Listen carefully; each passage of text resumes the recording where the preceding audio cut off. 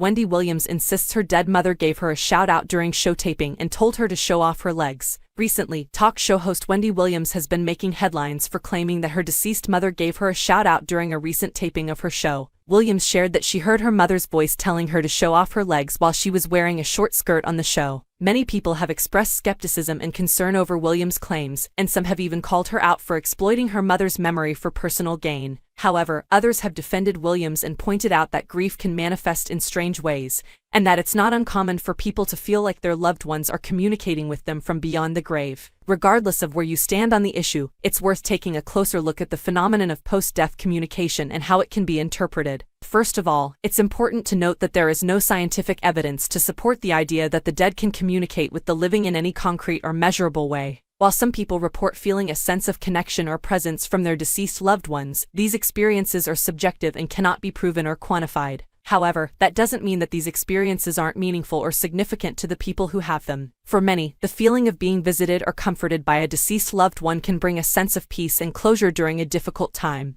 In Wendy Williams' case, it's possible that she simply heard her mother's voice in her head as a manifestation of her grief and longing for her mother's presence. Alternatively, she may have interpreted some other coincidence or occurrence as a sign from her mother, even if it wasn't intended as such. Regardless of the specifics of Williams' experience, it's clear that she is still grappling with the loss of her mother and finding ways to cope with that grief. While some may criticize her for sharing these experiences publicly or for using them as a platform to promote her own image, it's ultimately up to Williams to decide how to honor her mother's memory in a way that feels authentic and meaningful to her. At the end of the day, it's important to approach claims of post-death communication with an open mind and a healthy dose of skepticism.